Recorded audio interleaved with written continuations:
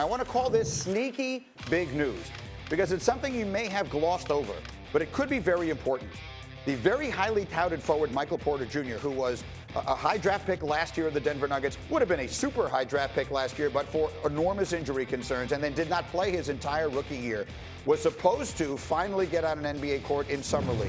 He now has hit another injury bump. During a team scrimmage this week, he suffered a left knee strain, and he will now miss Summer League. And Sean and Laura, I want to start with you.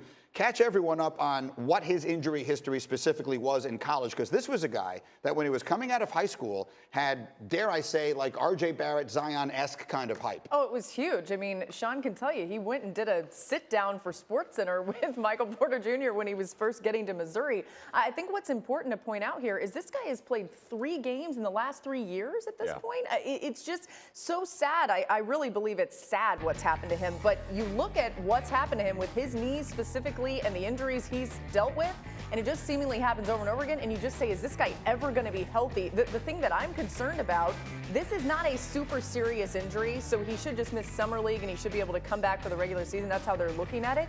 But, Sean, I don't think he's ever going to be durable, which is sad because he is a good player. Laura, you said 3 games. Let's not forget that against Iowa State, he played 2 minutes. Good point. Yeah. That's not even 3 games. Right. That was 2 minutes, sat out, and then didn't return. Those highlights that you saw of him playing at Missouri, they came from the SEC tournament. I was on the call for both those games.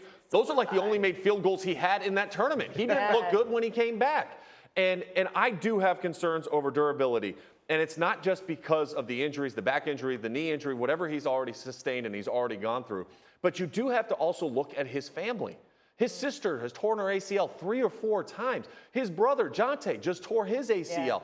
Yeah. There's a history in that family of injuries, and you have to wonder, if you're the Denver Nuggets, first of all, if you're concerned about Michael Porter Jr., then you're not as good as we thought you were coming into this season. They obviously would like to see him perform at a high level and get an idea of who he could potentially be. But I don't think the Nuggets right now can look at him and count on him to be ready to go for a full NBA schedule. Well, Jacoby, I know that you sit next to Jalen every single day doing Jalen and Jacoby as we do, of course. Not to. But that means you've been hearing about the Nuggets ad nauseum now for over a year, as I have as well. How much of the anticipation of just how good they could be, next level good, even from where they were a year ago, do you think has come from the fact that they were about to add this kid? I think in Jalen's mind, a lot. In reality, not that much at all. Because they picked him as a flyer. When they picked him at 14, they were like, you know what? We don't need him now. They don't need him this year. He was part of their long-term plans for next season, for the season after that. But they do not need him. They were second in the West last year, and he contributed 0. And again, they will be at the top of the West this year, and he will probably contribute little to 0.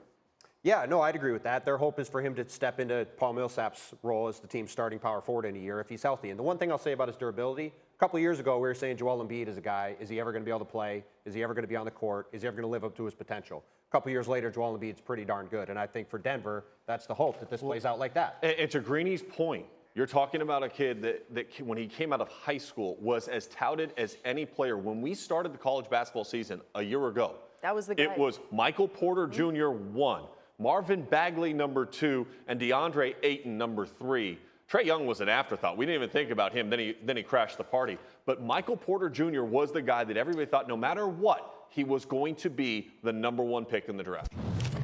Thank you for watching ESPN on YouTube. For more sports, highlights, and analysis, be sure to download the ESPN app.